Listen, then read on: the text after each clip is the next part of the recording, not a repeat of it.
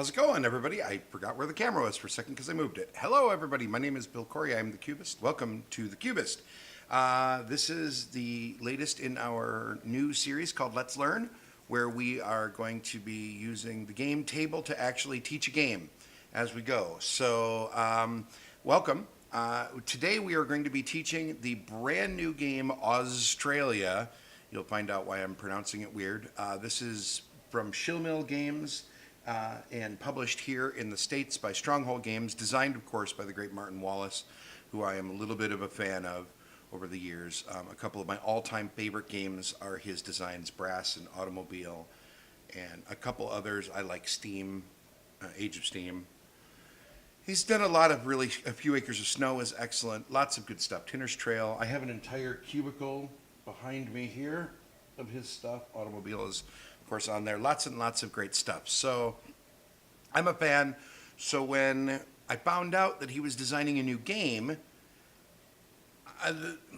let's just say that a couple offerings in more recent years have been a little bit less than perfect.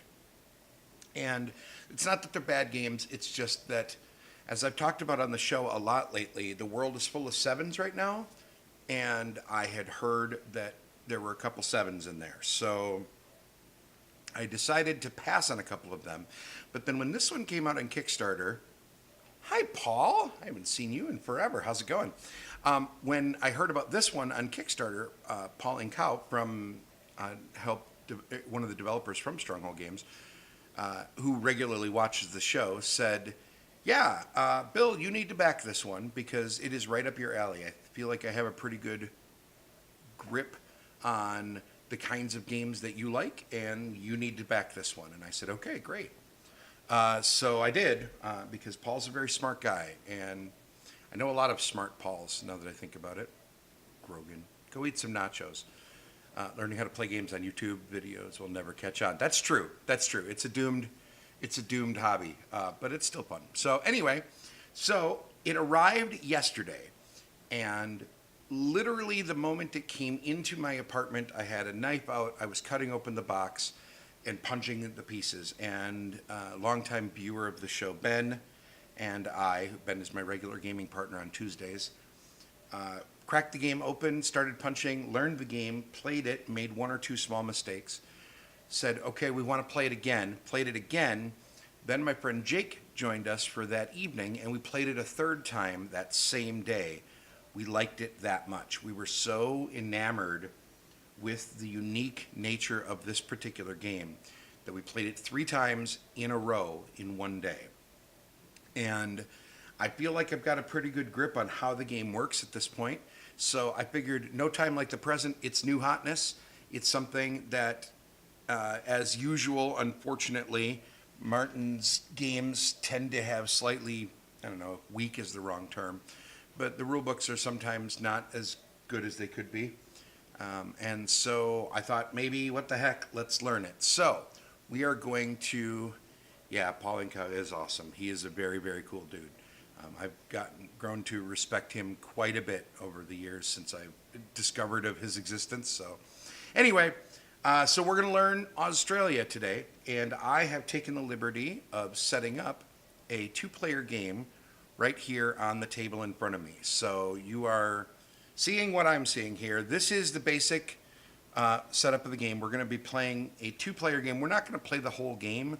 This is a relatively fast game, but it's not fast enough that I think I want to bore everybody with playing the entirety of the game. What we'll do is we'll play a few turns for each of the 2 players. It'll be me versus Little Metal Cthulhu. When Kickstarter backers got this in their package as well, I'm not entirely sure what the purpose of this is, but it's cool.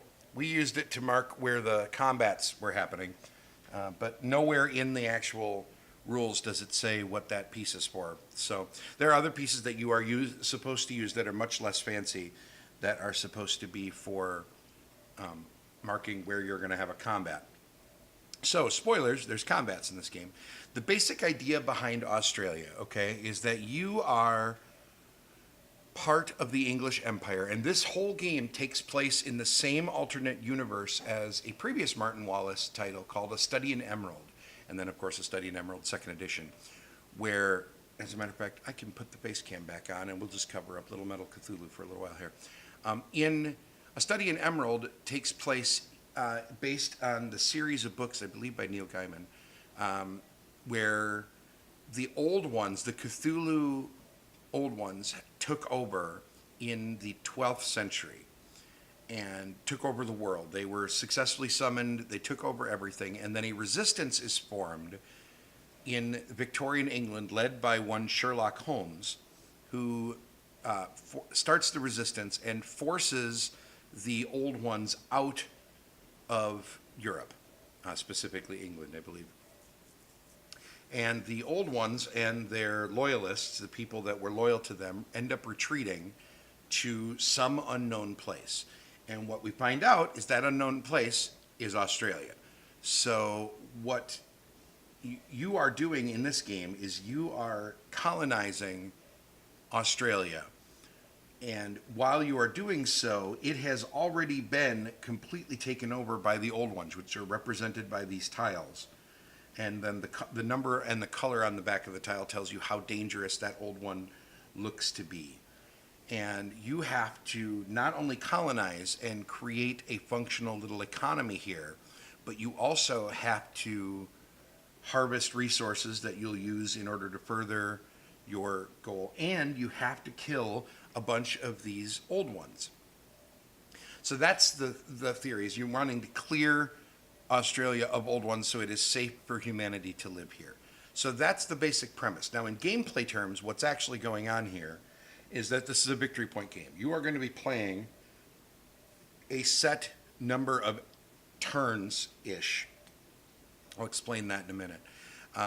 Each player is going to be using, uses a time system, which has been used in other games before, where every action that you take takes up a certain amount of time. And that time is tracked by this token. When this token goes all the way around the track and ends up on 53, you are done taking actions for the game. And when all the players' tokens have gotten to the 53 minute, moment, action, whatever it is, when everybody has gotten here, the game immediately ends, and you'll count up score. Your main ways of scoring points in this game are by building farms of 3 different types. There's cattle farms, sheep farms, and corn farms. And those can only be built in specific terrains as is marked on the map. So we'll zoom in really fast here. Hang on just a moment. I am my own cameraman, so always bear with me and recognize that sometimes these transitions will take a little bit longer than usual because I'm a one-man shop here. So anyway, you can see here, you can see it on these. This has a corn symbol on it, so only corn can be farmed there. Here's a sheep symbol, and then there's a cow symbol. So those are the three types of farms, and they correspond with the 3 types of tokens that we have in front of us here. Let's see if I can zoom in a little bit here. There we go. Okay, so now you can see it a little bit better. There we go. So there's some, corn, whatever. So there's the types of farms that you can build, and those farms are worth 2 victory points apiece. You also have these resources called phosphate. Phosphate is worth 3 victory points apiece if you can collect those. And then you also get victory points for destroying old ones. All of these tiles, and I would argue that the destroying of old ones is probably your single largest source of points in the game. And it is very easy to think that that is not the case. And I'll give you a hint as to why that is such a problem here in a minute. Because, and we'll zoom back out here. All right, so when you zoom back out, you will see that there is this purple token right up here on the 22 space. It's a little hard to see because of the lighting in here, but there's a purple token right there. Okay? And that purple token is the monsters, the old ones, starting to fight back once we get to that point. So you have from number 3 in a 2-player game, and it's these indicate 1 player because you can play the solo. You start here, 4 players, everybody starts here. You have that much time between there and here to just build your infrastructure before the old ones realize that you're there and start messing with you, and they start fighting back. So you have a little bit of time to establish sort of a foothold on the continent until eventually they are going to start coming for you.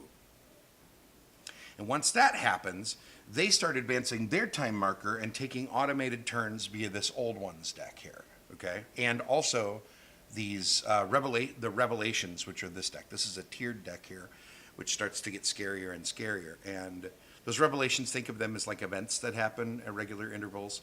And this is the results deck that says how things move and how things fight. So, and I just realized that I can make this a little bit bigger for right now. Haha, there we go. So, and we'll just cover up Little Metal Cthulhu for right now, and we'll get to him much later in the game, because I have to explain mechanics for a while anyway. So, they are going to be taking turns as well, and here's the kicker. The Old Ones can also score victory points. They score victory points for any of your farms that they are able to blight by taking them over. They also score victory points for any bad guys that don't get killed by the end of the game. Any Old Ones that are left on the map at the end of the game will score victory points, and if they are left on the map and still face down at the end of the game, they're worth double points. So it is urgent over the span of the game that that all the players together eliminate as many of these as possible, because if you don't, there's a very real chance no one will win and the game will win. So it is not in its base format a cooperative game, but all of the players can lose if they don't do a good enough job. And I will give you a hint. I've played 3 games now, and in all 3 games, the Old Ones have won. Now, the third game that we played, which was the 3-player game, I came very close to beating the Old Ones, but we got bad luck. There was one tile that was left unrevealed, and it was Cthulhu himself, and he's worth 12 victory points, and he was doubled, so he was 24 points, plus some blighted farms meant we just barely lost. So this is a tough game. Tough to win. Not tough to play, though, and that's the neat thing about it. It's actually pretty easy to play. So the Old Ones score points by blighting farms and by surviving. You score points by building farms and keeping them from being blighted, gathering phosphate, and killing Old Ones. And then a couple of cards along the way that'll earn you points. So we'll come back to those in a minute. So let's talk about how you actually play the game, how the mechanics of the game work. So let me zoom in on my player board here. Just a moment. Nope, wrong way. There we go. Let's see what that looks like. That's a little better. Okay, so we're going to just talk about the player board for a little while here. And I will shrink up my face so that way you can see the cards a little bit better, because we'll be talking about them more. As a matter of fact, you know what? I'm not going to shrink my face. I will just get rid of it. There we go. All right. So when you have, and let me pull up the chat room again so if you want to ask any questions. No, the lip sync is out very often with these syncs. Sometimes it gets a little bit off kilter when I'm streaming. It usually resolves itself over the first few minutes. If you reload the page, sometimes it'll help. So, all right. So when you are playing the game, the main focus of the game is you're going to be taking actions. And this is the components that each player starts with. You're going to start with a port. You're going to start with 20 rail links. You'll start with 7 farms, each of 3 different types.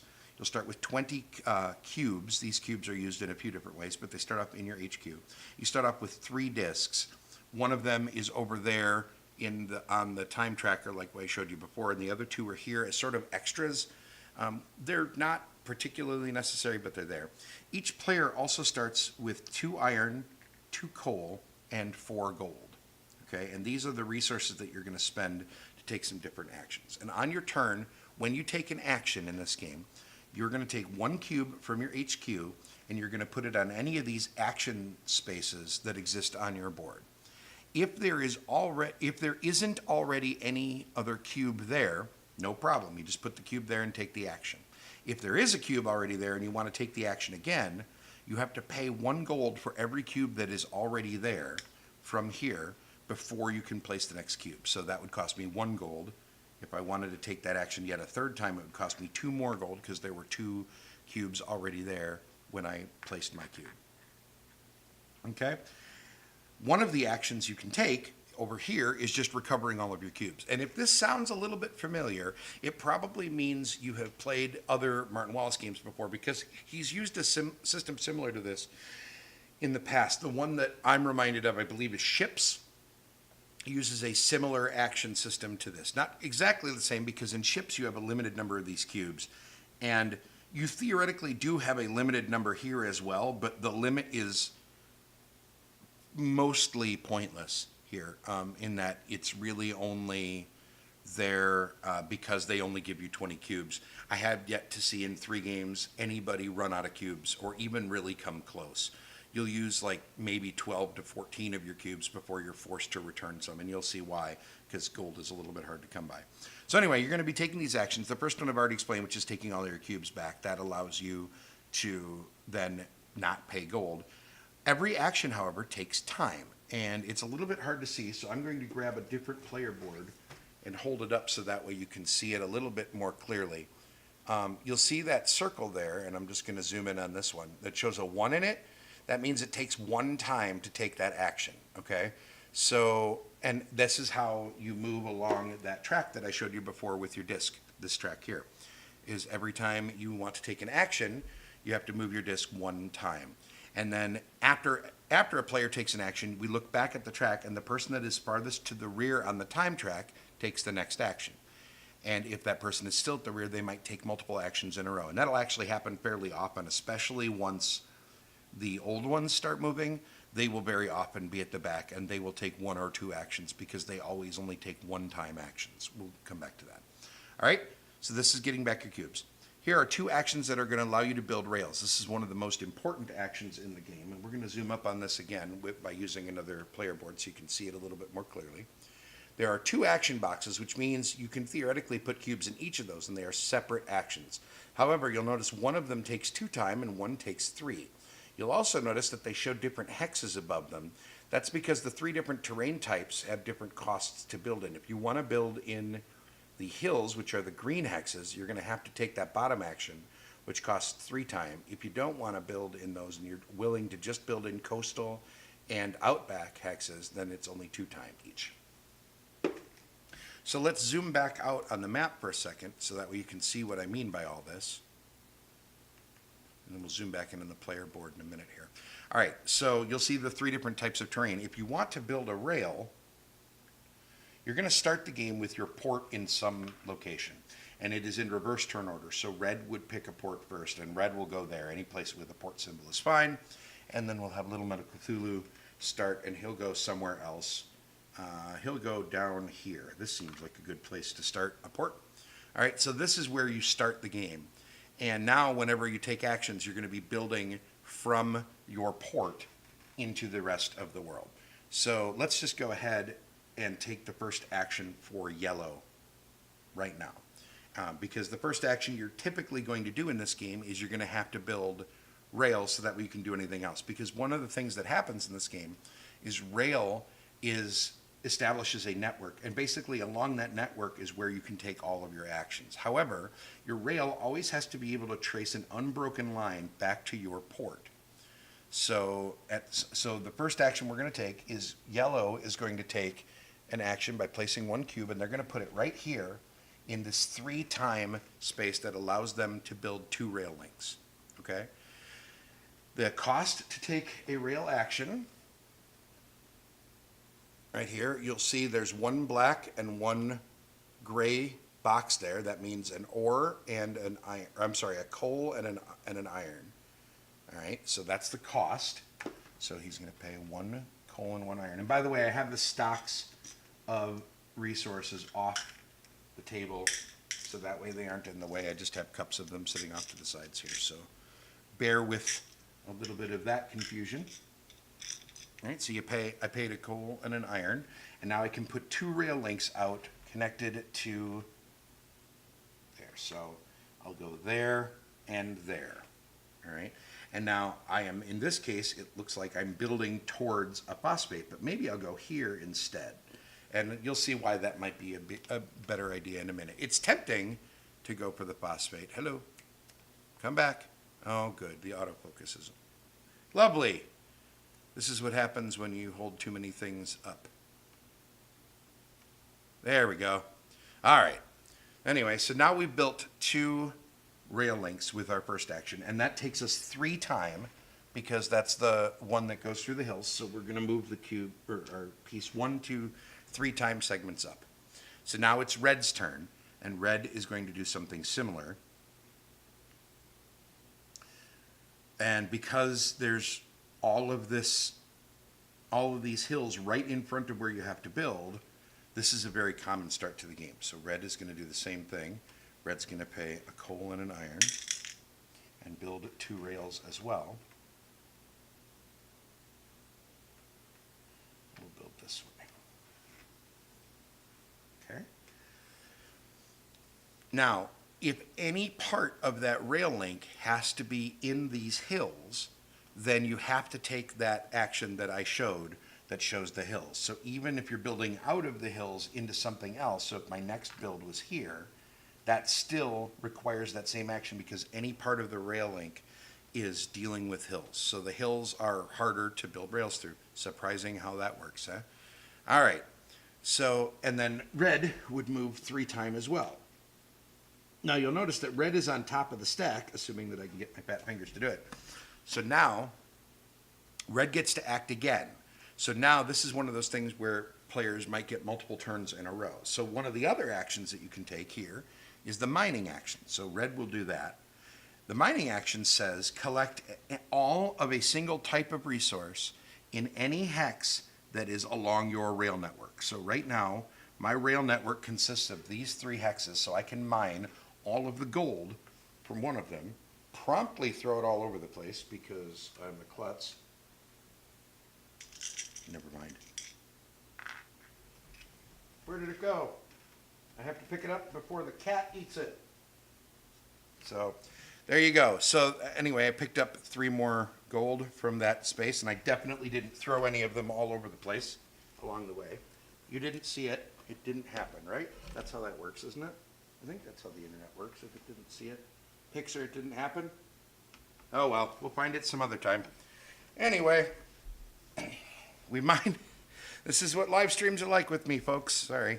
Anyway, so there, I spent a mine action and I collected 3 gold. Now you remember, you have to pay gold if you want to double up on actions. So that's a very, you're going to need to get gold. And that's part of why red decided to play up here, because there was a lot of gold fairly close to the end.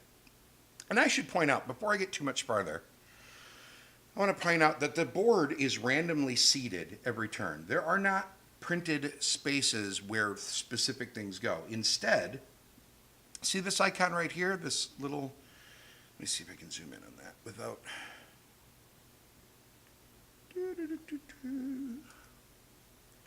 Let's move over here. There we go. I can go a little farther.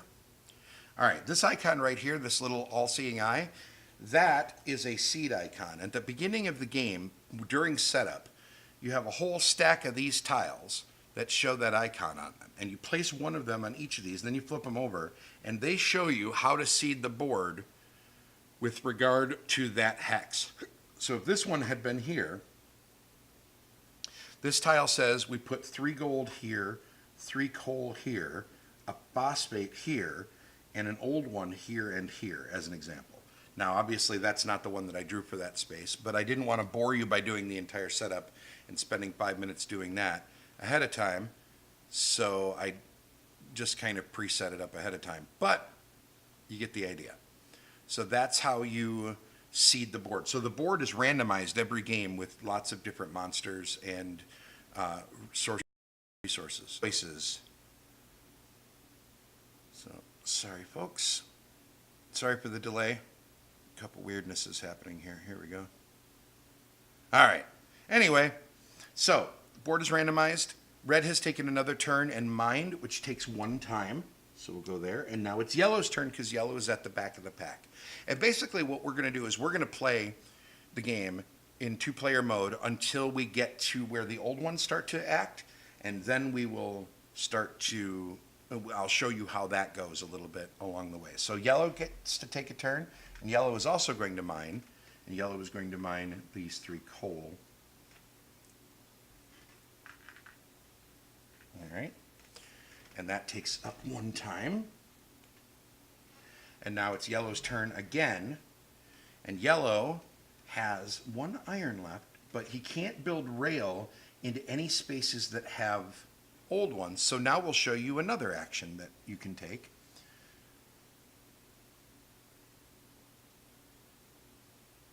Yeah, so yellow is going to take a personality action. So this next space allows you to choose any one of the 5 personality cards from here, okay? And so I'm going to take Juliet Verne and add it to yellow's cards. And we're going to have all the players' cards off to the side here, so you'll be able to see that they are there, but then I'll bring them on camera when we need them. Juliet Verne, I will show you on camera though. She specifically says, if you have an airship present in combat, it inflict 1 damage automatically. So now let's start talking about combat. So anyway, that took a time. We'll come back to combat in a minute. Red is up, and every time a personality is taken, you slide all of the remaining ones down to the right to fill in gaps, and then you draw again. So there's always 5. There are always 5 of them available. Let's see. So now red has to take a turn, and red is going to start. Actually, red knows how valuable this particular card is, so red is also going to take a card and take the one that just flipped up, which says whenever an old one attacks one of your farms, it suffers 2 damage. This allows you to your farms actually fight back a little bit before they die. So that's that. That takes a time. And a new one is revealed. So now it's time to start building up our forces, our armed forces here, okay? So that's this next action, which is build a unit. And this is going to take 1 time. And this allows you to build any 1 military unit you wish, okay? The military units are over here, and they're a little bit out of focus because the camera sort of sucks at that, but you also have them on your player board. So I'm going to hold up the blank player board again so you can see sort of how this works. There are 5 different kinds of military units in the game. They're infantry, armored cars, artillery, airships, and armored trains. All right, those are your 5 types of military units that you can get. And they each have different stats. They have 2 types of stats. They have range and they have health. Okay, everything else is taken care of by that deck of cards that I talked about before. So we'll come back to the actual fighting in a little bit. But the short answer is that the health is how many hits that thing can take before it goes away. Most things in the game have 2 health. Armored trains have 3. And the range is how far away from your rail network that thing can fight. So allowing you to go out and explore the map beyond where your rails are. Because remember, you can't build rails where the old ones are. So you have to go from a space on your rail network and then spread out. So in this case, red just took a card that makes airships better. So red is going to buy an airship. So that costs 4 gold. And we know this because on the board it shows a 4 right there.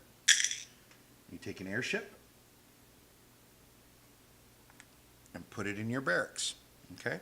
And they go in your barracks, not in the spaces that show them, and we'll see why in a little bit. So now it's yellow's turn. Yellow thinks that's a fine idea and needs to buy some units as well. But yellow is a little bit less ambitious and is just going to take 2 infantry.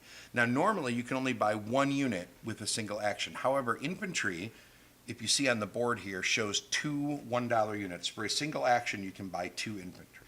So yellow will buy 2 infantry, which costs 1 time.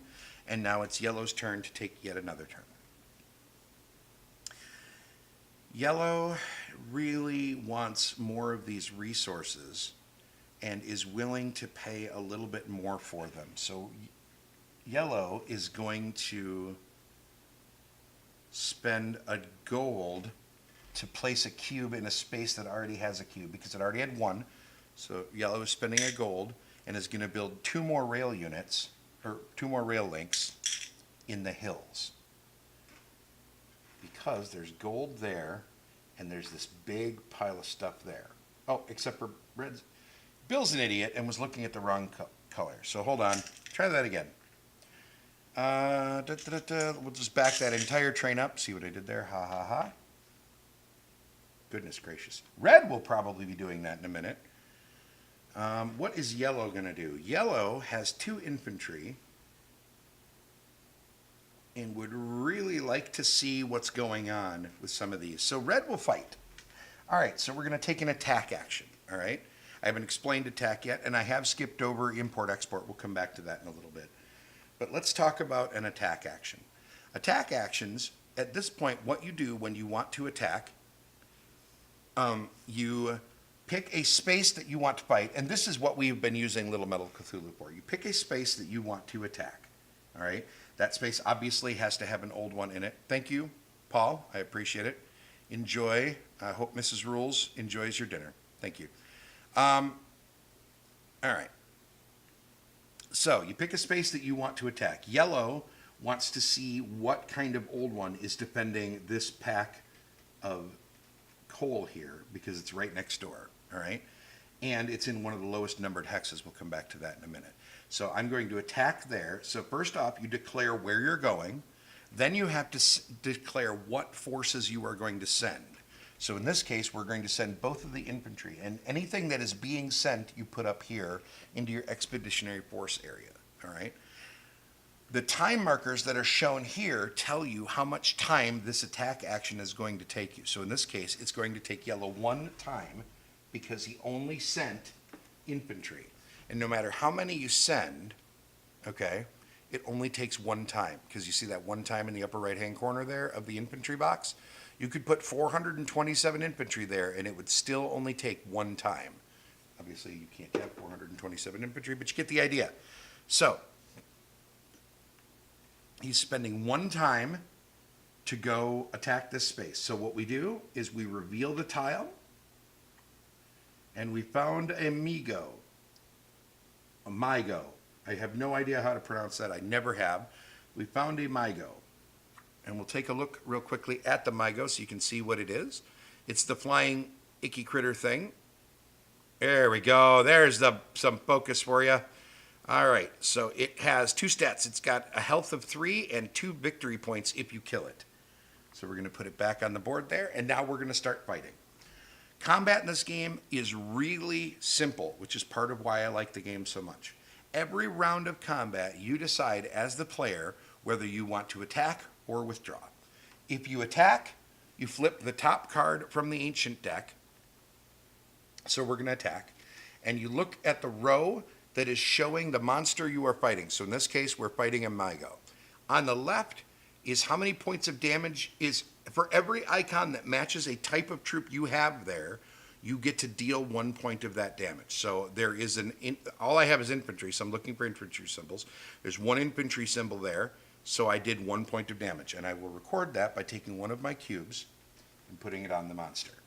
Then to the right, you'll see what the monster does to you. In this case, the monster, if there was an airship present, would do 1 point to the airship.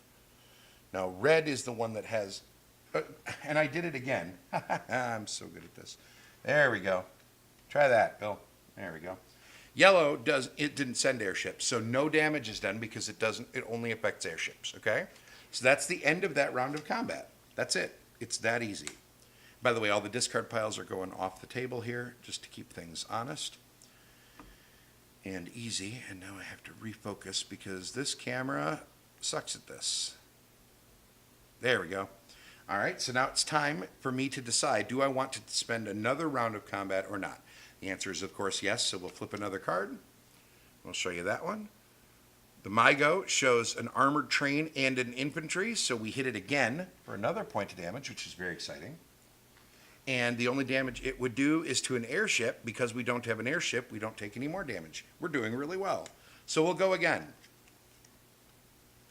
All right, and we were doomed to eventually not get it. That looks for an armored car. We don't have any. And the symbol on the right is a sanity. So we haven't talked about that yet. You have 3 sanity symbols over here, and every time you take a sanity, you lose 1 temporarily. You always start with 3 at the beginning of every battle. If you ever lose all of your sanity and then are forced to lose another one, you instantly lose the battle no matter how many troops you have there. So Scarier looking monsters are scary not just because they'll kill your people, but also because you'll run out of sanity and lose the entire battle before you lose your people, which is even worse. So, but we still have 2 sanity left. We're probably in good shape, so yellow will try it again. We'll flip another one, and we see that an airship would do a point of damage, and it does nothing back, so that's nothing. Try again. We see that the infantry does a point of damage, and we take a point of sanity. So we do a 3rd point of damage, which is enough to kill it, because it only has a health of 3, I showed you before. We lose another point of sanity, but we still have sanity left. We were able to lose all the points that we were asked to lose.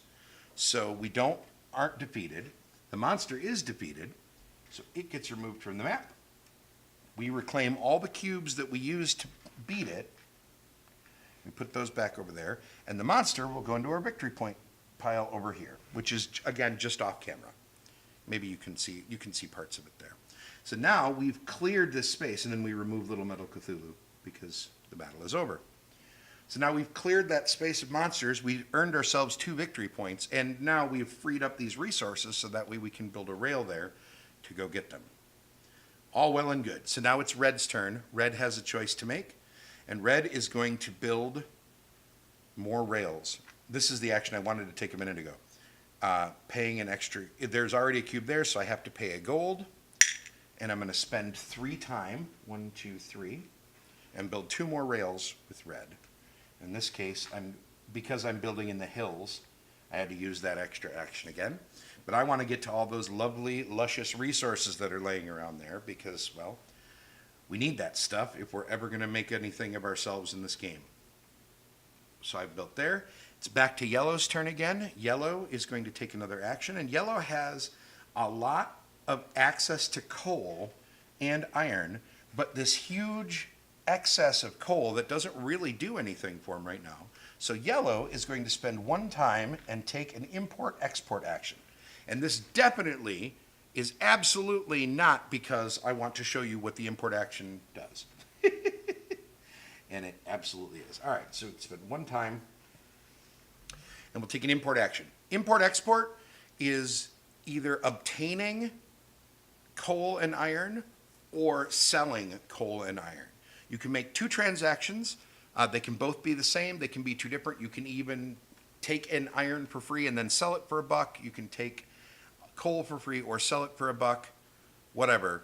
But you get 2 transactions with coal and iron. So in this case, yellow is going to sell 2 coal for 2 gold because I have way too much coal, and I'm going to be getting more in a minute here, so there's no reason to hang on to it. Hello, Chad. Yes, actually, Shillmill Games misspelled AuZtralia. I just ran with it because it's the way that it was published. So there, ha! All right. So let's see. What else might we want to do at this point? We might want to build some more rails. Yeah, we'll do that. So yellow is next still, is going to spend 2 time and build, but not in the hills. So yellow is building 2. I have to come up with a better place to put this keyboard because I keep bumping it with my belly. There we go. All right, let's try that again. So I'm building 2 rails. I cannot build anywhere in the green with these 2 rails, but that's okay because I can go there and I can go here. And now you might wonder, why do I care about building down here? It's because I currently don't have any place I can build corn farms because I have to have an empty hex that has that, and I'm trying to set up for a farm build here in a minute. And yellow is feeling reasonably confident. By the way, at the end of the battle, all of your stuff resets. All of your troops go back to your barracks, and all of your sanity returns to your board. So that's his action. So now it's back to red again. Red has built to all of this fun stuff, so red is going to take another mining action. And since I have 2 different boxes, I can place in one of them without taking both. And red is going to take all of this gold first. Okay? Now, if red, you know what? For the sake of explanation, no, I would do that first. All right, so now it's red's turn yet again. And red has some decisions to make. Red, I think, wants to have a better military because there are a lot of monsters right here that are going to start waking up very soon. And Red wants to be able to defend himself and earn some of those sweet, sweet victory points that we saw Yellow get a minute ago. So Red wants to build more military. However, what Red doesn't want to do is spend a gold to put another cube in a spot where cubes already are, because he's already done that once. And gold is a pretty limited resource in this game. So instead, Red is going to spend an action to reclaim all of his cubes. So Red puts the cube out and then immediately sweeps all of them, including the one he just used to reclaim cubes, back to his HQ. That takes 1 time. Okay? Now it's Yellow's turn, and Yellow has a lot of gold. Yeah, Yellow is going to build farms, so we can see this action, okay? Now, when you build farms in this game, you can build up to 3 of them, 1 of each type, unless you have a card that breaks that rule for some reason, okay? So Yellow can build 3 farms, 1 corn farm, 1 sheep farm, and 1 cow farm, assuming that he has places to put them all. And it turns out he does. So he's going to put a cow farm there, a sheep farm there, and a corn farm there. Now he built 3 farms, so that takes 3 time. It's 1 time per farm. 1, 2, 3. And you get 1 gold for every farm that you build. So he'll also get 3 gold from the bank. So now Yellow is really rolling in the resources, which is awesome. But Yellow has a wall of bad guys here that he's going to have to deal with in a minute. So now it's back to Red's turn. Red knows he wants to build some more military. So he's going to spend an action and buy 2 infantry for 2 gold. Oh, sorry. I always go down here. And that took 1 time. And now Red is going to take another personality card because there is a second card that makes airships better. This one that says airships can take 3 damage before they're destroyed. And since Red already invested in not only an airship, but a card that makes his airships better. Or no, I'm sorry, that was... I inadvertently reversed the 2 cards that I was going to buy for them. I'm dumb. There we go. That's better. That's how that works. Sorry about that. I flipped the cards around. I put them in the wrong spots. So, he's buying that. Doing that there. Tick-tock, tick-tock. Because the plan was that Yellow was going to build farms right away, and Yellow would want to defend those farms. That was the whole point. Sorry about that. All right, and Lady Carter, here the new one, gives you 4 coal from the supply. So that was a second time. Tick-tock, tick-tock. It is still Red's turn. And Red will mine. Now, Red is going to mine this space, but Red has to choose one of the types of resources to get all of. So in this case, it's really not relevant, but we'll take the coal because there's more iron around. And so it theoretically will get more time to get iron in a minute. Red takes that. Now it's Yellow's turn again. Yellow needs to start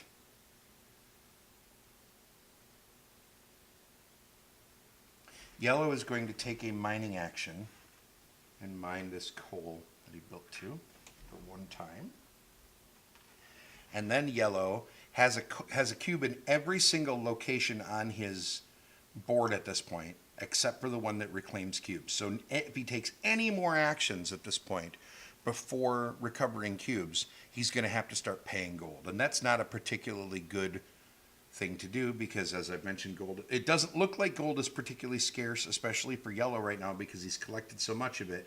But later on in the game, it will be a really big deal. So Yellow is going to spend a time and recover all his cubes.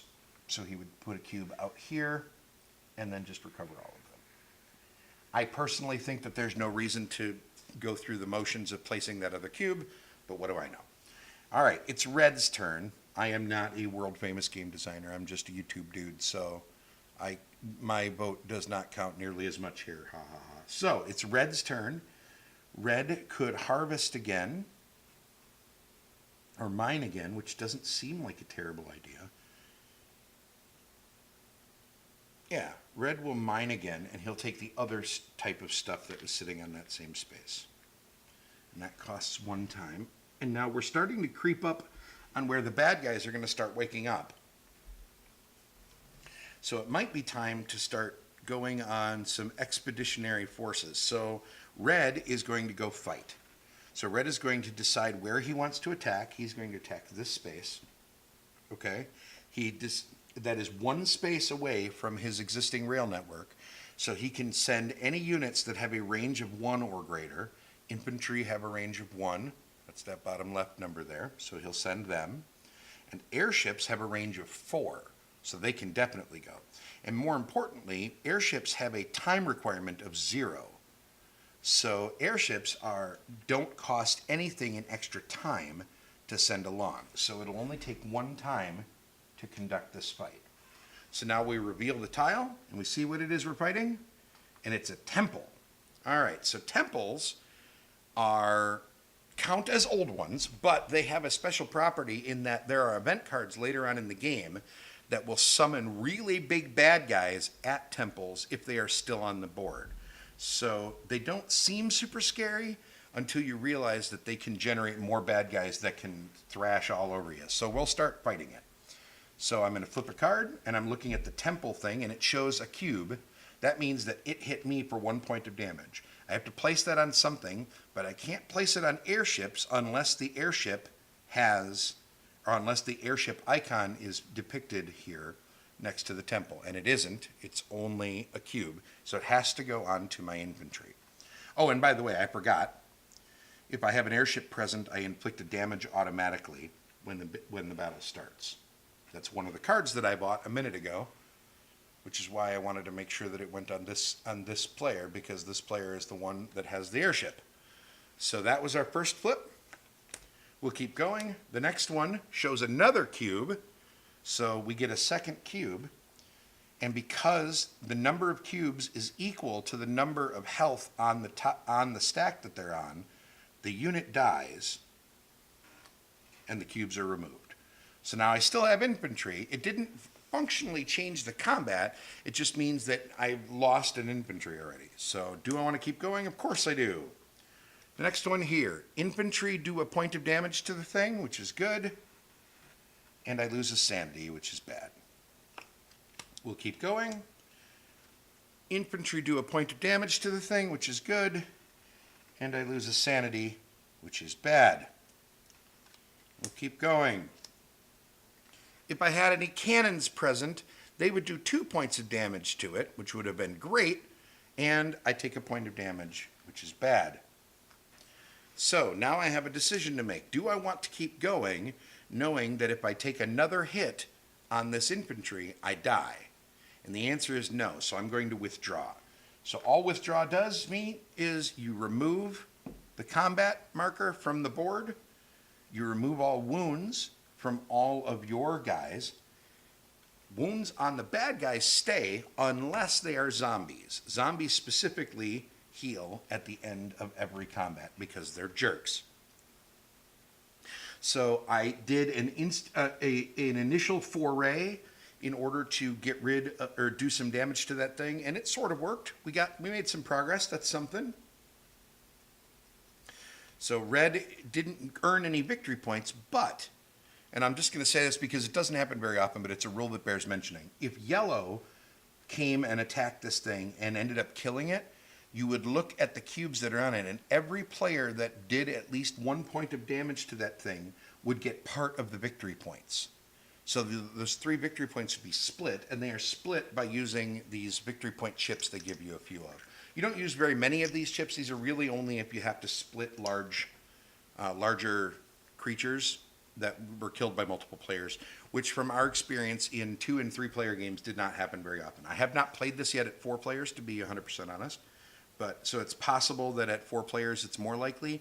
I will say that the board doesn't get any bigger with more players, so it will definitely get more crowded with more players, which means you will have more competition for points.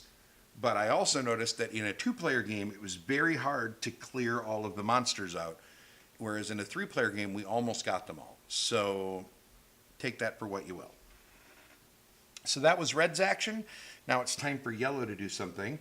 Yellow also thinks that it might be time to go fight stuff, but yellow has not quite as many troops. So yellow is going to buy units first, and yellow wants to go big because I have all this gold with yellow. So we're going to go big, and we're going to buy ourselves some artillery, which costs 5. But luckily we have all kinds of money. It's part of why and now you see why it looked like we were rich, and all of a sudden we're back to being kind of broke. That costs 1, and now yellow really wants to have a good military. So yellow is going to buy another unit and pay a gold to do it, and is going to buy an armored car for 3. And we know the costs are printed here. And now all of a sudden, all that money that yellow had is gone, but yellow has a pretty intense force to be reckoned with here, which is good because there's a lot of monsters that look like they're right around the corner from yellow. So that's going to be a big deal, and that costs another time. Plus, the bad guys are about to start waking up.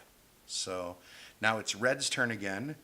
Red might go fight some more, but I think would rather build some more rails first. So red is going to build rails in the hills. Costs an iron and a coal. He's going to build 2 more rails. You can build one of them here to get to that gold, and another one back here so that way you can start building some more farms. Start building some farms anyway. All right, and that takes 3 time. 1, 2, 3. And I will straight up admit, by the way, that I'm probably not playing perfect strategy because I'm trying to make the turns as quick as I can here and keep things moving.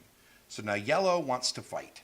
So yellow is going to go attack something, and yellow is going to attack this space here. Okay, so I've decided where the attack is. That is 1 space away from my rail network, so I have to pick things that have a range of at least 1. And I am going to pick my 2 infantry and my artillery. And that requires a total of 2 time. Now I'm not sending my armored car, even though I have it, because it would take a 3rd time, which means I wouldn't get to take another action before the old ones do, because I just placed on top of the old ones. So I'm very specifically trying to control turn order here. And this is going to be a big deal, especially once the monsters start getting active. So I've declared my expeditionary force. I've paid the time. Now we reveal it, and we found another MyGo. All right, it only is worth 1 victory point, but it only has 2 health, which is good. So we'll start fighting. I have infantry and artillery here. Artillery, I know, are pretty bad against MyGo, but we'll see what happens. You know, never know. Maybe we'll get lucky. So we start. Airships would do a point of damage, and we take a point of damage. We don't have any airships there, so we'll just take a point of damage, and we'll try it again. Armored car would do a point of damage. See, I chose poorly, and it would do a point of damage to my airship. Nope. Try again. Armored car would do a point of damage, and I take a point of damage. We'll put it on the artillery because we're not using that at the moment. Artillery does a point of damage. There we go. And I take a point of damage. So we hit it finally with something, for crying out loud. But we take a point of damage, and that'll kill an infantry because it puts a 2nd cube on it, which is bad. Infantry do a point of damage, and we take a point of sanity. That is the last point of damage that they take, so we've killed them. Add them to our score pile. Lose a point of sanity, but it doesn't matter because we restore our sanity at the beginning of every battle anyway. And we won. Good job. We lost an infantry out of the deal. And at the end of the combat, all of our units heal as well. So we are able to reposition, and then everybody goes back to the barracks. There we go. Now it's red's action. Red is going to do what? What does red want to do?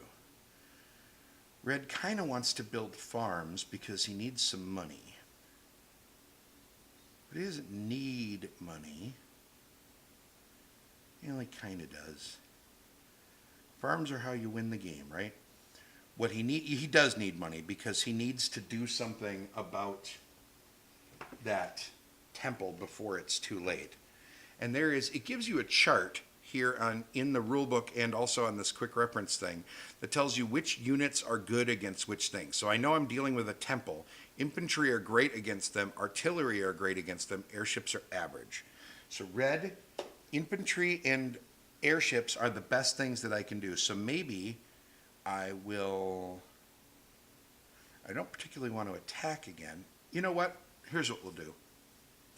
Temples don't move, but we do want to get rid of them reasonably quickly so that way, A, other players don't steal the kill, and B, because we really want to get those victory points, and C, because temples can summon things. So we are going to spend a cube with red to recover all of our cubes, which takes one time. And then we're going to attack. And our force is just going to be a single infantry and our airship. That's all we're spending, so that spends one time. And if you have an airship, you inflict the damage automatically, which is part of why we're going back. And now we'll start fighting again. So we'll flip a card, temple. If you have an airship, it does 2 points damage, and we just won. Yay, good job. So we killed it. It goes into our score pile. We get all those cubes back. And that was the end of that fight. Easy peasy lemon squeezy. Sometimes all you got to do is drop a bunch of bricks on them. Sometimes that's the important part. All right, it's yellow's turn. Yellow is a little bit nervous because there's a bad guy right there. So yellow is going to attack.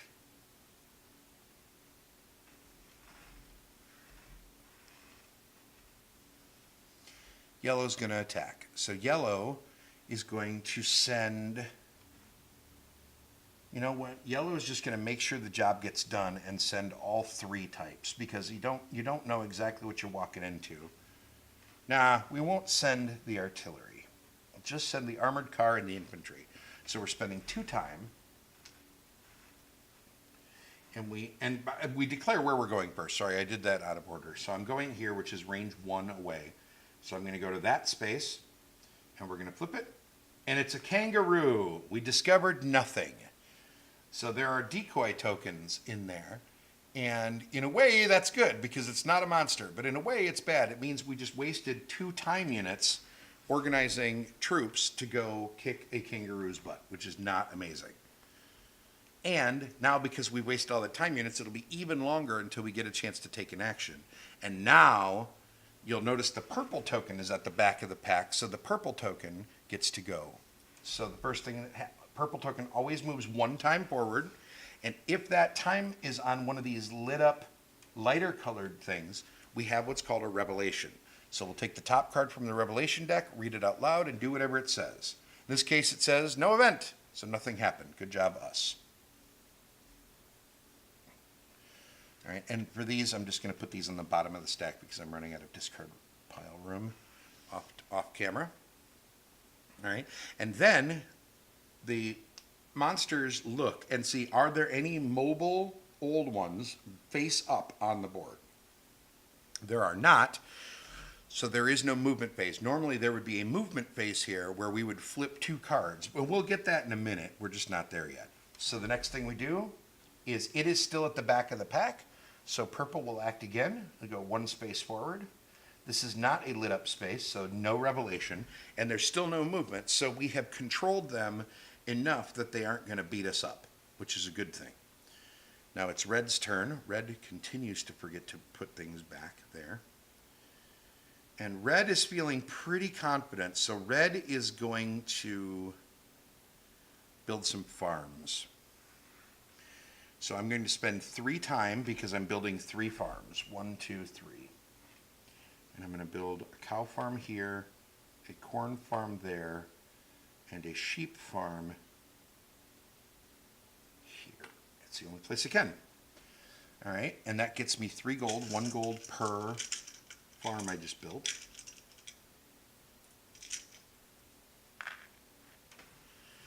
All right? And more importantly, that is some victory points at the end of the game, hopefully. All right, so now it's to purple again. Purple's at the back of the pack, so he moves one space forward. It is a lit up space, so we take the next revelation card. It says reveal the old one in the lowest numbered hex. This is a very common card to see in the revelations, so what we do is the hexes have these ID numbers on them in the lower left-hand corner. And in this case, the lowest numbered one, it always counts up. So 1, 2, 3, 4, 5, 6, 7, 8. There isn't an 8, which is very strange. I don't know why. And I also don't know why the number 14 is in red compared to all the rest of them, but whatever. This is the lowest numbered one, so we reveal it face up. And it's kangaroo, so nothing happens. So that's good news for yellow, maybe, because it means that there's one less bad guy can be put out there. All right. Although that's also fewer victory points. So it's easier, but it's fewer points. So who knows? That may or may not be good. It is now yellow's turn, but that does mean that yellow now doesn't have any monsters anywhere near his farm, so he can be a little bit bolder on his building now because he has less things to terrify him. He can just build in a little bit more security than he was planning on. So he's going to build some more rail. It's going to cost him an iron and a coal, like always, and 3 time, because he's planning on building in some hills here. And he's going to build these 2 rail links. He's going to build one back to this phosphate and one way over here. So he's trying to build away from the monsters as much as possible. Maybe we'll even build it back here. There we go. Build away from the monsters so that way it's less likely for them to come beat up your farms and blight them and therefore score themselves victory points and cost you points. And you know what? Instead, I will build there. No. Yeah, that's better. We'll do that. Nope, I was right the first time. Just going to stick right there. Okay, so that's where we're building our rails for that action. Purple is next, so purple moves 1.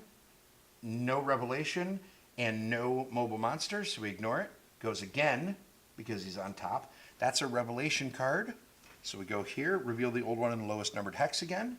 Lowest numbered hex is number 9, so we reveal this, and it is a zombie. Okay, so now this is where things are going to start to get interesting because that's a mobile bad guy. So as soon as we do, after the revelation phase of any old one's turn, we check for movement. So the way that you check for movement is you use the same deck we were using for combat here, and you reveal the top 2 cards from it, one at a time. And you look at the row of the thing that is trying to move. So in this case, you enact the entire card starting with the top, and anything that has that white circle behind it, you may have wondered about this before, tries to move. So in this case, Loyalists, or Cthulhu himself and Loyalists would move if there were any. There aren't any of those out there, so no big deal. Our second card, do the same thing, and it's the exact same 2, so nothing moves. We only resolve 2 cards even if nothing moves, so that's good news. One moment here, folks. Sorry, I want to get this. Need a hotkey for that. There it is. All right, sorry about that. My camera occasionally has attitude. So there we go. So we did a movement phase. Nothing happened. It's red's turn. Now we want to get rid of that thing before it comes over and starts trying to chew on our farms. But we can take 2 actions in a row as long as the first one is only a 1-time action. So the first action will take 1 time. We're going to mine here. Down here. Jesus, Bill, come on. All right, so we spent a time and mined there. And now we're going to spend another time and we're going to attack. This costs a gold because there's already a cube there. So we'll spend a gold and we're going to attack that zombie. So we know we're going to attack right here. It's range 1 away, so we can send anything that has a range of 1. We're going to send our infantry and our airship. All right? And we'll start flipping combat cards, just like before. They only have 2 hit points, and there's an airship present, so we automatically do 1 point just for the airship being there, which is good. Now we flip a card. Look at the zombies. Nothing happened. Exciting. Flip the next one. Nothing happened. Exciting. Flip the next one. There we go. Infantry hits for a point, we take a point and lose a sanity. The infantry hits for a point, which is enough to kill it. We take a point of damage, but doesn't kill anything. And we lose a sanity, which doesn't matter because we had all the sanity we needed. So we defeated it. It comes off the map. We reclaim all our cubes. We clear all damage. We send everybody back to the barracks. We are doing very well in combat this game, which is pretty exciting. And that's actually the goal here, because these are tiered monsters, is these level 1s shouldn't be too hard to kill, but you do have to kill them. And this is an easy mistake to make in this game. If you don't get rid of monsters, by the way, that cost us the time to do that. If you don't get rid of monsters, especially mobile ones, even if they're weenies, they can still mess up your farms. So you really do need to take care of them, even if they don't look particularly threatening, because they will eventually come and wreck all of your stuff, which is a bad thing. You also don't want to leave yourself particularly weak when it comes to your military, because if you do find a bigger one, and you will find some bigger ones, they are going to wreck your world real fast. So, speaking of which, we go to purple. Purple moves, is the next player, goes to the next space. There is no revelation, and there are no mobile things because we killed it fast enough. So now it's yellow's turn. Yellow is going to mine that phosphate right there. Oops. Put that back. Yellow is going to mine a phosphate for one time. Okay. And we're going to take this one. Whenever you mine a phosphate, you keep it in your thing, which is great, and it also comes with the gold, which is even better. That phosphate is worth 3 victory points at the end of the game, but doesn't serve any purpose besides that. It is just 3 victory points. You also get 1 gold for taking it, but it's 3 victory points, which is kind of a big deal. All right, it is yellow's turn yet again. And now yellow has set up to build some more farms, so I think yellow will do that. So yellow is going to go there, and he's going to build 3 farms because he has room for 3. So it's going to take 3 time. And he's gambling a little bit here, but you can put a cow farm there, a sheep farm there, and a corn farm there, and those each come with a gold.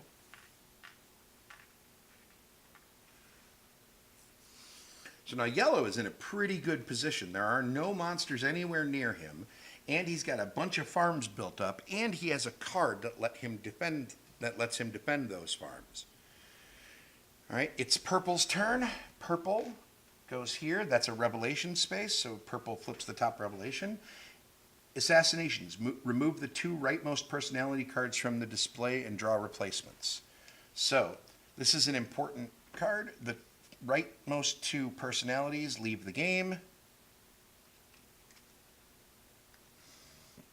and be discarded over here, and you slide everything else down, and this is how you keep that personality row moving in case maybe people don't like the cards that are out there. This is sort of the in-game mechanic that keeps them moving. It also means you can't just leave a guy sit there because you know the other player doesn't want him. At some point you're going to want to take these people. And there were a couple really powerful cards that just didn't get taken there, but that's okay. All right. So that was purple, so now it's red's turn. Red has a lot of monsters he's looking at right now, but needs to build up a little more. So red is going to build, and he's going to build, he's got a lot of money, so he's going to build 2 more infantry for $2. Having lots of infantry is great because they can absorb hits. That's basically their main purpose. That takes 1. And then he's going to build again, actually.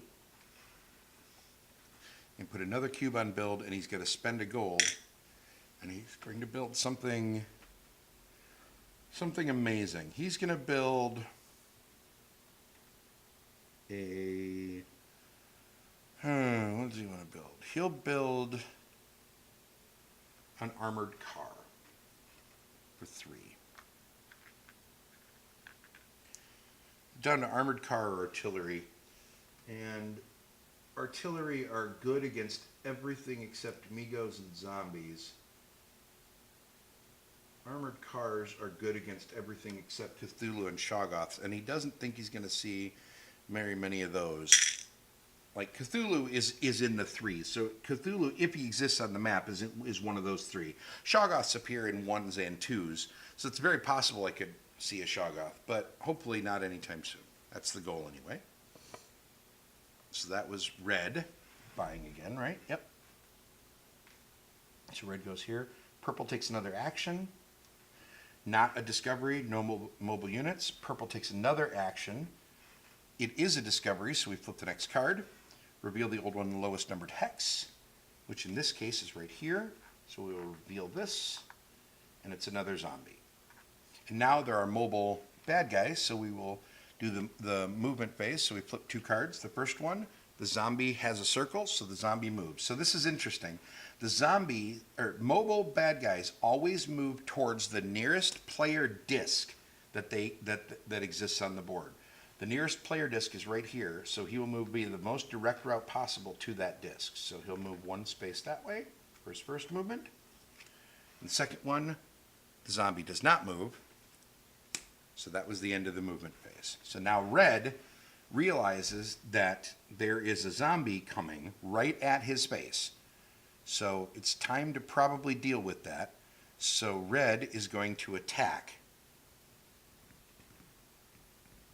No, red is going to spend a cube to get all his cubes back first, because I don't want to lose those last 2 gold in case I really need it. So that takes 1 time, and then red will attack, because I didn't want to pay the extra gold. I'm going to attack the zombie, and I want to attack, it's 1 space away, so I can send anything that has a value of 1 or higher. I'm going to send my infantry for sure. I'm going to send the airship for sure, because there's no reason not to, because it doesn't take any time. Do I also want to send the armored car? The zombie only has 2 hit points, so I think the answer is no. So the attack will only take 1 time, because only the infantry will count for time. I have a card that says that airships do an automatic point of damage when they get there. So we'll do a point of damage, and then we'll start flipping cards. Flip the first one, and we look at the zombie. Nothing happens. Next one, zombie. Infantry hits it for a point, and that's enough to kill it. So we're done. Look at that. Easy peasy, lemon squeezy. And we killed it. We are doing very well in combat. Our experience, and I will say this, and I'm going to go back to the face cam for a second here. When we played this, we played 3 games of this yesterday. 2 games at 2 players with Ben and I, and then Jake, Ben, and I played a 3-player later. And all 3 games we lost against the bad guys because A, had some bad luck with the combats, B, we didn't realize how important military was. We sort of underestimated how much you would need to fight in this game, because we thought, well, at least I did in the first game, I looked at the scores. So people always tell you when you are learning a game, when you're teaching a game, that what you want to do is you want to explain where points are achieved, right? And then you want to explain how to get those points. And that's, in general, pretty good advice. However, here's what I will tell you. In this particular game, it is very easy to assume that you can get the lion's share of your points in this game from farms. And you can, if you're lucky. But if you're not lucky, and if the monsters get a jump on you and start blighting your farms, i.e. they get to move on to where your farms are before you have a chance to deal with them, then not only do you not score points for your farms, but blighted farms score points for the old ones at the end of the game. So it is very, very easy to fall into this trap of not realizing how to prioritize your actions early in the game. More importantly, farms are player discs, so they become magnets, and as soon as you build farms, monsters will start moving towards them at high speed. So if we go back to the overhead map, you're going to see now that the next monster, the next card that comes up that says reveal the lowest numbered monster, will reveal this level 2 monster, right? Because it's in hex number 19. It has 2 farms that are within 3 spaces of it, 1, 2, 3, and 1, 2, 3. So it is going to be a tiebreaker mechanic that is interestingly built into the deck here. It's going to decide which one of those farms it wants to go towards, and then it's going to start making its way towards that farm. If neither player had built farms, 1, 2, 3, 4, 5 is the port, 1, 2, 3, 4, 5 is the port. So the paths would have been, in this particular case, identical. However, if you look at this guy, as an example, 1, 2, 3, 4, 5, 6 versus 1, 2, 3, 4, 5, 6, 7, it is like this monster would have naturally progressed this way, but if red builds too many farms out there, red can make himself more of a target for these monsters later. So it is, like I said, when you look at the victory points in the game, it is very easy to assume that boss bait is super important, farms are super important, monsters you have to get rid of before they kill your stuff. But you really need to kill monsters, and the key to killing monsters is having combined forces in your army. You send 1,000 infantry, you're going to lose 900 infantry, probably. Right? Like, I'm exaggerating numbers for effect. If you only send a ton of infantry, you're going to lose a lot of infantry before you actually get rid of the monster. Whereas, and you might have to attack 2 or 3 times, therefore costing yourself the same amount of time and probably gold as you would have if you just sent 2 or 3 different types of units in the first place, so that way you have more chances for your icons to come up in battle. That cannot be overstated, and it is a really easy strategy point to miss early on in your learning curve of this game. So I kind of wanted to hammer on this because we missed it in each of the first 2 games just because we didn't quite understand how important combined forces were. And it makes perfect sense. That's how militaries really work. You can just send a horde of infantry and 1 tank will wipe them out, right? And I like the fact that the game acknowledges that certain types of units would be better against certain types of bad guys and builds that into these cards. I like that the card deck itself is balanced with different quantities and frequencies of icons to account for how good certain units would be. And it also accounts for how fast certain monsters will be. Migos, or Migos, or however the hell you pronounce that, are fast. So their circles appear fairly often on cards, whereas zombies are pretty slow, and they don't occur nearly as often. Although I will say that it is very easy to get a bad run of cards and have what feel like zombies. John Gilmore coined that term. He thinks that a zombie that is fast is not really a zombie. He calls it a zombie, and I've always loved that, and I've remembered it. So you definitely can get zombies just through a weird shuffle of streaks, because that's how statistics work. But in general, you won't get as much movement from them. Shoggoths are surprisingly fast. If you see a Shoggoth, expect it to come running over your stuff very quickly. That is the beauty of this deck of cards. This Old Ones deck has a lot going on in it and really is the meat of the luck-based nature of the game. All of your combat is resolved here. All of the monster movement is resolved here. Any ties, so if a monster would have equal targets, I'll actually show you how this works. I'll switch back to the other camera so I can show you in better lighting. Let's say this monster, we're just going to go ahead and reveal this monster. We're not going to play out the rest of the game because it would take way too long. We're only at about the halfway point here, and we're a little more than halfway, but we're only at the halfway point, and we're at 1:20, and I don't want to bore you all for another hour, plus it's a work night for me. So I'm just going to reveal this guy, and we're going to hope that it's a monster. It's a Shoggoth. Okay, so let's say we get this card. Let's say this is the next card that we pulled, okay? And it says the Shoggoth moves. So this is a movement card, okay? See that 6 and the clockwise arrow at the top? What that means is that when the Shoggoth tries to move, first off, it decides, and you know what? We will zoom in a little bit here. Once I get it to actually focus. There we go.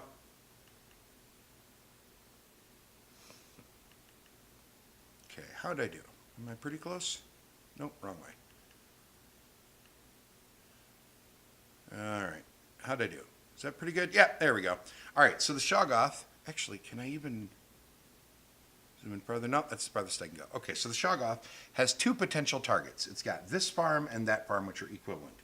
We got a 6 with a clockwise arrow, and that's what this token is for. I haven't showed you this yet. This token shows you the tiebreakers. So 6 is this space right here. So that is the tiebreaker direction. And then the clockwise arrow tells us that from that direction, if that direction doesn't move it closer to the thing it should want to kill, then it goes clockwise from there until it reaches a hex where it would. So clockwise here, this would not get it closer.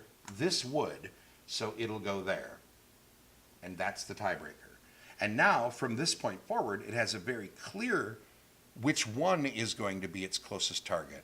Now, when it wants to move again, it'll be a difference between this space and this space.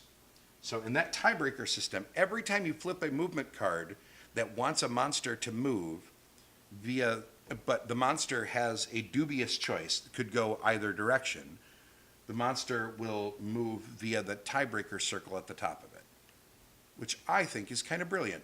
So I like that that is built in, so there is no, wait, I don't know how to resolve the AI issues here. The card deck does it for you. So you don't have to worry about breaking any ties or whatever. The game does it for you. Anyway, you will rinse and repeat through the entire game. You rinse and repeat through the entire game until everybody has reached, you know what, I should have kept pointing. Everyone has reached this 53 time marker. So as you can see, even with teaching the game, we're already about halfway through this game in an hour and 21 minutes. Not too shabby. And this is a teaching game. So this, and it would clearly accelerate from here as people are getting better and better. So this is about a 2-hour game in the grand scheme of things. It's definitely not any more than that.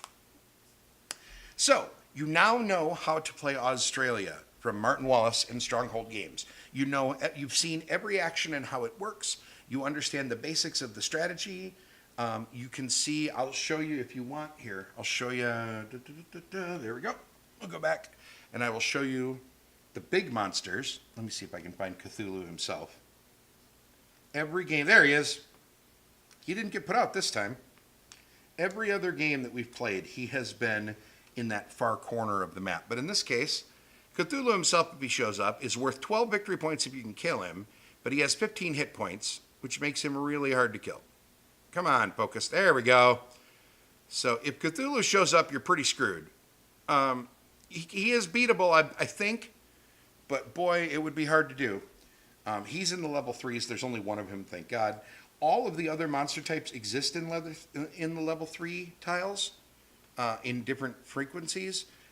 Temples don't exist in level 1, but do exist, or no, don't exist in level 3, but do exist in levels 1 and 2. But they summon this Revelations deck. I intentionally stopped the game before we got to level 2 and level 3 because I didn't want to spoil some of the surprises of these Revelation cards for you. But let's just say one of the cards that I do want to show you, and I'm just going to dig through it secretly here, and yep, here it is. This card, get it right up in there. Oh, I suck at this part. There we go. Draw and place a level 3 Old One tile face up on every revealed temple. So if you have not killed the temples yet, and that's in the level 2 cards, by the way, that's a level 2. So starting at the midpoint of the game, if you have not gotten rid of temples that exist on the map, you might find yourself dealing with some unexpected level 3 Old Ones in the middle of the map where you weren't expecting them. So that, remember that temple that appeared real early down here? If we didn't get rid of that temple before you drew that card, then we would have ended up with some really big bads, including possibly Cthulhu himself, appearing right next to our stuff. So temples, while not the most dangerous things in and of themselves, generate dangerous things on the back end. So as you may have figured out in my closing thoughts here, I really like this game. Paul Nkao truly knew what he was talking about when he suggested that I would enjoy this game. Like I said, when it went live on Kickstarter, he messaged me and he said, by the way, Bill, you're going to want to check this out.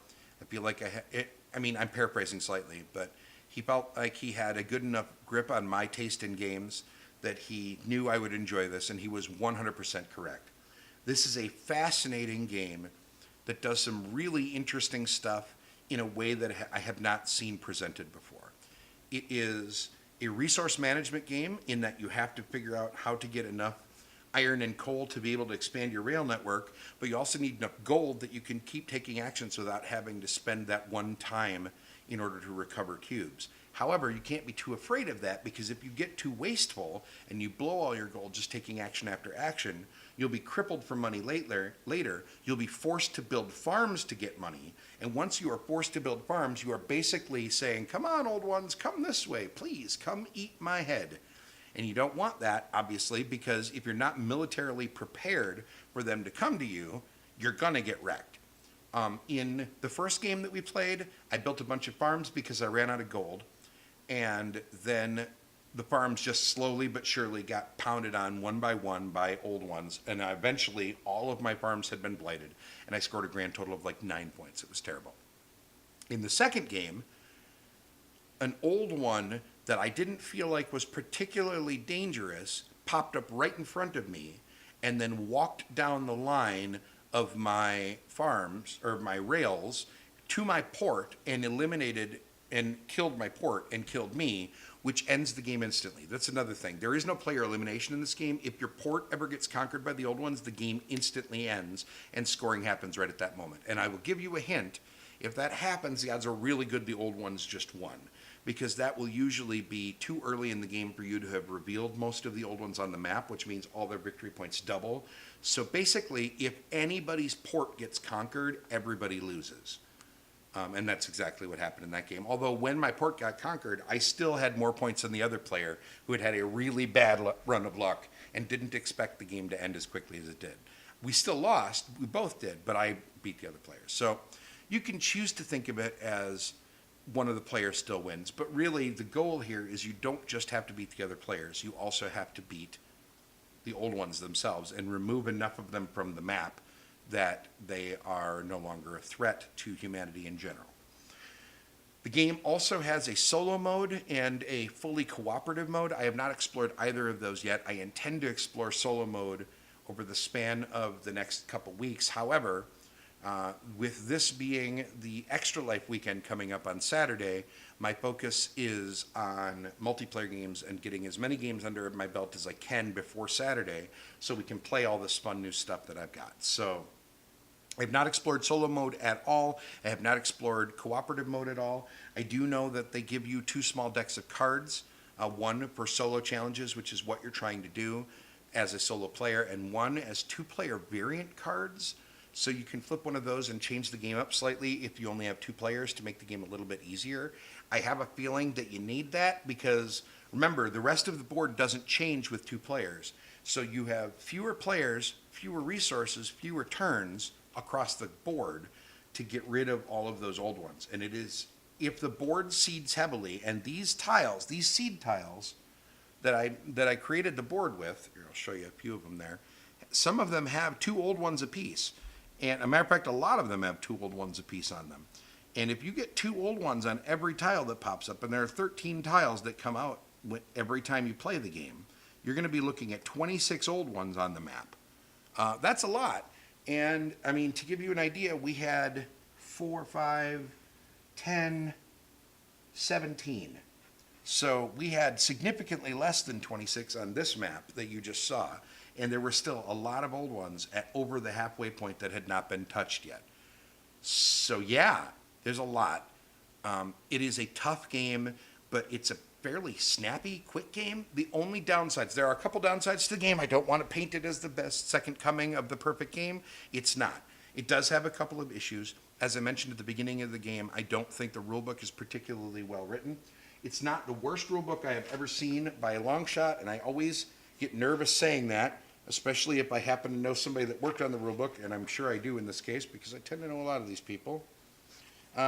So I think that there are a couple issues with the rulebook, but it's mostly just the way that it's Amanda. Hi, Amanda. How are you? I think it could have been tightened up a little bit in a couple spots. There are a couple things that I always wish existed in rulebooks. Like, for instance, I always want there to be an overhead picture of what everything should look like when the game is completely set up, including the player boards. There were a couple spots there where I didn't exactly understand all of that stuff. And part of this is also my fault because I was really skimming the rulebook. Remember, we popped open the packaging from Kickstarter, punched the game, and started playing immediately. So I'm sure a lot of it is my own issue. I would like to have seen, there is one player aid card that was included, which is fine, but I would like there to be more of them, especially this bottom part that shows you which troops are better where. I would have liked to have seen a couple of those smaller ones that Or maybe it printed directly on the player board. That would have been really nice. There were a couple extra things that were put on this player board that I think were a little bit pointless. That could have been tightened up a little bit more. But yeah, yes, only one old one on the stream. That would be me. The Little Metal Cthulhu is super cool. I'm going to put it right up in the camera there so you can see it. It's really neat looking, but it's completely pointless. But that's all right. We like our pointless bling in these games, right? There it is. Thank you, little autofocus. There we go. That's it. That's Little Metal Cthulhu. He's pretty cool. He's way overkill. They also give you a wooden pawn and a punchboard token that you can use for where combats are. I'm sure this is just from Kickstarter, so that's neat. I don't really need it, but whatever. It's fine. There's a couple other things that are weird. Like these spaces on the board here, I'll go back to the overhead. These little spaces down here are meant for keeping cubes on the big monsters that exist, so that way you don't have to move a bunch of cubes around. But this could have been the combat table that I just showed you, and that would have been way more useful. I would have preferred to see that. I would have preferred to see this space used by something a little bit more cohesive. The units are stored over here. They are piece limited, so I understand why they're out there, but those could have just been on the side of the board, and that could have been a different thing as well. I don't know. I'm probably nitpicking here, but there's just a couple of those kind of things that I think could have maybe been slightly better. Component quality is excellent. I have no complaints about any of that stuff. I think that I believe it's pretty colorblind friendly maybe, but they did do red and green. I actually should just double check that instead of saying that it's colorblind friendly, because I guess I don't really know. So let's just do a live test. We'll do it right now. So I'm going to put a green cow token right next to a red cow token. And then I'll pull up my colorblindness thing on my phone and we'll look together. So hold on. Here's the overhead. Where is that utility? By the way, if you are a game design type person or you have colorblind people in your group, there's an app called CB Simulator that I cannot recommend enough. All right, so there are the 4 different types of colorblindness. And you can't see that at all. I will say that for people with protanope colorblindness, you are screwed on red and green. You can barely tell them apart only by squinting. The other 3 types of colorblindness, including the other 2 types of common colorblindness are not bad. But protanope colorblindness, you are hosed on. You are definitely not going to have good times telling between red and green. So that's a little bit disappointing. It is possible, but I don't think it's great. So there's a little bit of an issue there. Other than that, I really like the scheme. I'm very satisfied with this purchase. I think that Martin Wallace does a great job of designing around theme, taking a theme and then designing a game that speaks to that theme well by still being a playable game. I would argue that most of his games are not perfectly balanced, but I would also argue that I'm kind of okay with that for the most part. I don't require perfect balance in every board game. I want good balance that can be accounted for in board games, and Martin is good at that. You can account for the balance. There is no runaway anything. It is an asynchronous. It is I'm not going to say it right. An asymmetrical board that is not intended to be perfectly balanced. It's intended to offer interesting choices. The way that the resources and the old ones are randomized on the board, I think is interesting and will provide enough variability. It should also be mentioned that the board has a flip side, which I'm not going to show you right now. I'll let you discover that for yourself, that has limited resources and different rules for tile and rail placement, but has victory points that are just straight up printed on, well, not printed, but you'll put victory point tokens on the board that can be mined themselves. So you're mining like artifacts instead of all the same resources. That is interesting. I don't know that I will feel compelled to I can't see myself wanting or needing that level of variety for a good long while. I mean, you have now watched me play half a game. I played 3 games of it yesterday. At no point did I feel even remotely bored. I definitely felt like there were still interesting decisions to make amongst the choices that I had just on this side of the board. I suppose if hopefully I'm still playing this game regularly in a couple of years. If I am, maybe I will have gotten to the point where I will need more variety like that, but so be it.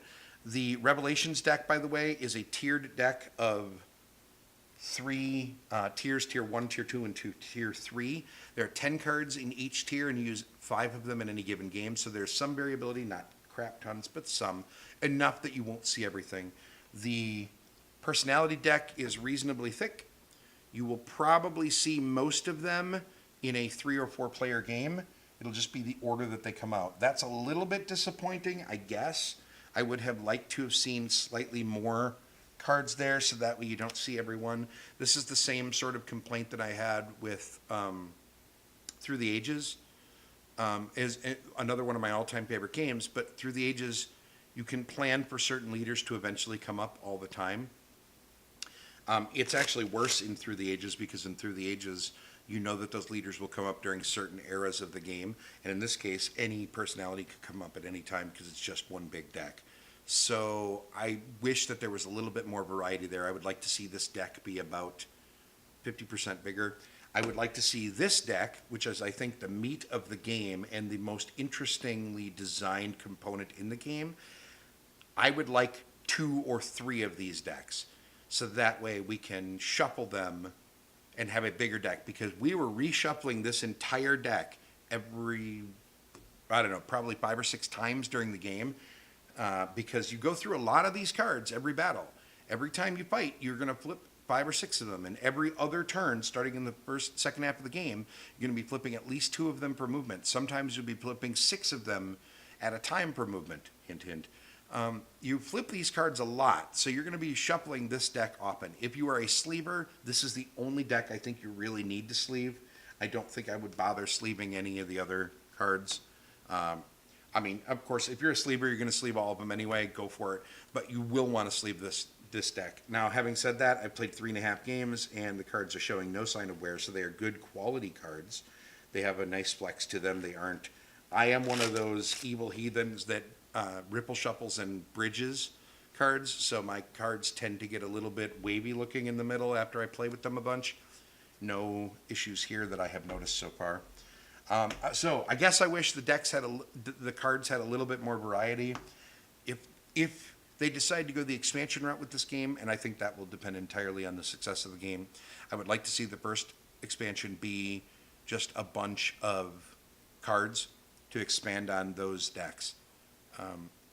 I would personally, I am seriously considering writing and seeing if I can just get one of these decks, just another one of the exact same deck, and then have a double-sized deck that I just shuffled together. That would change. It'll change the streakiness of the deck slightly and create more potentials for monsters that don't move at all or move very fast compared to what they're intended to. But I would rather have a little bit more unpredictability than shuffle all the time. I felt like I was constantly shuffling that deck, and that got a little bit annoying. All of that stuff out of the way, this is an excellent game. This is very well designed. It is interesting. It is different. It does not feel like any other game in my collection, but it harkens to a bunch of games in my collection. There is route building and network building, like in Power Grid and and train games that I really enjoy. There is resource management that you have to keep an eye on in order to be able to take actions. There's an interesting action selection / worker placement-ish thing on your private board, so you can only push so far before you're eventually going to have to take a break and recollect your cubes. The time point system for what turn order is, I think is fascinating. It's been used before in other games. I want to say Thebes, which I've never played, but I've heard about. I think Thebes is the one that did that first, and it's been done a few times since then. I love that mechanic. I've always thought that was really fascinating. It makes turn order really important in really interesting and unpredictable ways. Or maybe it's just unpredictable for me because I'm not used to it. But I think that it provided some interesting variety to how the game flow plays. and created opportunities for strategic moments that maybe you wouldn't predict based on what kind of a game this is. I like that this has combat, but combat is very easy and streamlined. It's literally just hand the deck to the person that's fighting and let them flip cards and resolve their combat. The big epic combats between a whole bunch of units and one real big bad monster is still only a minute or two long, so it solves the issue of what wargamers used to call wristage, which is when you're just rolling dice and you end up, working, like it's just a lot of die rolling. That's the one complaint that most people have about my number one game, Eclipse. This resolves it nicely with just that deck of cards. Chad, more or less enjoyable than Connect 4? I will say it depends. And the reason why I say that is because I attended a wedding a few weeks ago where I desperately needed to get away from the table that I was sitting at because there was somebody there that I didn't like very much. And the bride and groom had set up random cheesy old board games on a few cocktail tables near the bar area, and one of them had Connect 4 on it. So I grabbed my friend and we went and played Connect 4 for 20 minutes so I could get away from a person that I wanted to slap. So in that particular instance, Connect 4 was the best game I had played that day. And it might have saved my life. So having said that, tell me. I don't own Connect 4, and I'm happy I own this, so maybe that answers your question. On the Cubist scale, this is a definite buy it. It does something that no other game in my collection does, and it does it very well. It does not overstay its welcome. Once you know what you are doing with this game, this will be a 2-hour game pretty consistently, I suspect. Our 3-player game last night took us about 3 hours to play, but that was partially because A, we were teaching a player. 2 of us knew how to play because we had played twice before. The third person was learning. B, this is going to add time per player. It's not going to stay the same time regardless of player count. So I guess my saying before that it's a consistently 2-hour game is probably inaccurate. We played 2 games of this, including punching it, learning it, and setting it up twice in 5 hours with 2 players. And then we played 1 3-player game in 3 hours. So I would say it's consistently going to be in the 2-hour range. If you have slow players, there will be a couple points where AP can kick in, specifically in the decision of which action to take, because you always have the choice of all of your actions on your player board. So if you have AP-prone players, this game might trigger them a little bit, but I don't think it's too bad. The actions are all pretty self-explanatory and easy to enact, so no action is particularly complex. It is a little bit easy to lose track of having spent the correct amount of time in any given moment, so kind of be on the lookout for that and make sure that everybody is being really vigilant. And it is also very important to resolve combats correctly, to do things in the order of operations. When I teach games, when I'm first teaching mechanics, I am pretty vigilant about enforcing order of operations and not letting people skip through steps, even if I know they understand it. Because sometimes there are certain things in this game where order of operations is really a big deal, and combat is one of them here. You have to declare where you're going to attack, and then you have to figure out which units you're going to send in your expeditionary force before you reveal the monster. That is a big deal in this game, and it makes a lot of difference because it is part of the risk and reward of revealing monsters and fighting in this game. So you really have to be careful about doing that in the correct order. So I would say be very vigilant about when you teach the game, teaching order of operations and making sure that people are paying close attention to how much time they're spending and doing that sort of thing. Having said all of that, I am very pleased with this game. I am not prepared to say that it's my favorite game I've gotten in 2018 so far, but it's in the conversation. It's real good. It is heavy enough without being overwhelming. It's interesting. It does Cthulhu in a different way than anything I've seen before. It lets you actually kick some butt in large scale, which is kind of rad. It has the stupid kangaroo tiles that'll scare the hell out of you and then be nothing later. It's got a lot of that kind of stuff scattered throughout it in a really interesting thematic way. And I'm really fascinated by Martin Wallace's take on this Study in Emerald universe. I think this is really cool. It's a good game. I strongly recommend it. This is AuZtralia from Stronghold Games. I hope you enjoyed the stream. Thank you so much for watching. I hope if you are interested this weekend, hey, look at this. I'm wearing my 10th anniversary Extra Life shirt because this Saturday, November 3rd, is the yearly Extra Life Marathon, charity marathon, to benefit Children's Hospital, Wisconsin. We are going to be live streaming on this very channel from 10 a.m. Saturday morning for 25 hours because they scheduled it on daylight savings time weekend. So there will be an extra hour. We're going to be streaming for 25 hours straight starting on Saturday morning at 10 a.m. Central Daylight Savings Time. So watch, please. If you feel like donating, go to billcoreyjr.com. You can donate directly to our Extra Life event there. We are a little bit over halfway to our goal of $1,000.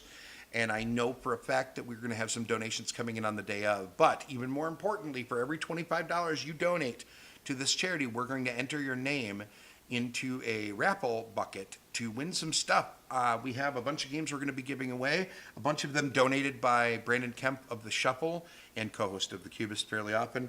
A bunch of stuff that I have purchased, that an anonymous donor purchased for us to give away, including a copy of Azul, a copy of Decrypto, a copy of Reef, a couple of real big hotties, a classic. I'm going to be giving away, I think, a copy of Take It Easy, and I know that those of you like Josh Acosta, I owe you an apology. We are going to get you your copies of the games. I 100% promise. I'm sorry it's taken so damn long. I'm shaming myself in front of the internet at large because I have been such a failure at this.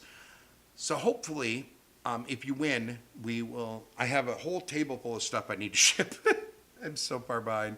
We'll get there, I promise. So anyway, we're going to be giving away a bunch of stuff. Every $25 donation to our Extra Life Marathon is going to get you a potential prize that someday I will remember to ship out when I'm not so far behind on everything. But I hope you'll donate anyway. BillCoreyJr.com is the easy link. That's going to be the easiest way for you to find our Extra Life donation page. Thank you so much for watching. I hope you enjoyed the show. We will catch you all again next time. Be good. Peace out.